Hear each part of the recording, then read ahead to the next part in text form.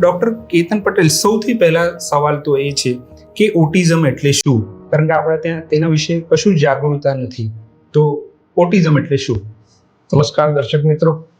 Autism એ બાળકોમાં 1.5 વર્ષથી લઈ અને 2.5 વર્ષની ઉંમર સુધીમાં નિદાન પામતી બીમારી છે, જેમાં બાળકની જ્ઞાનતંતુને લગતી સિસ્ટમ એટલે કે ન્યુરોલોજિકલ સિસ્ટમ, અંતઃસ્ત્રાવીની ગ્રંથિ એટલે કે એન્ડોક્રાઇન સિસ્ટમ અને એના પાચન તંત્રને લગતી બીમારી એટલે કે ગેસ્ટ્રોઇન્ટેસ્ટિનલ એટલે ઓટિઝમ પાચન ક્રિયા, અંતઃસ્ત્રાવ ગ્રંથિ અને જ્ઞાનતંતુ સાથે જોડાયેલી બીમારી છે, જે 1.5 વર્ષથી 2.5 વર્ષ સુધીના બાળકોમાં નિદાન થાય છે.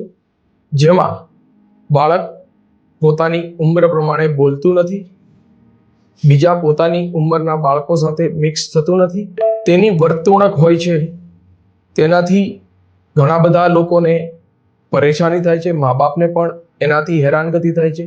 સાહેબ, મારું બાળક આખો દિવસ કુદાકૂદ કરે છે, મારું બાળક અલગ અલગ જાતના ફેશિયલ ચહેરા બનાવે છે, મારું બાળકને કોઈ ભય જ નથી, એ ગમે ત્યાંથી ગમે ત્યાં કૂદકા મારે છે, ઇલેક્ટ્રિકના વાયરને પકડી લે છે, પહેલા માળેથી કૂદકો મારી લે, માંડ પકડ્યો છે, પાણીમાં સીધો ભૂસકો મારી દે છે કે કોઈ ખબર જ નથી.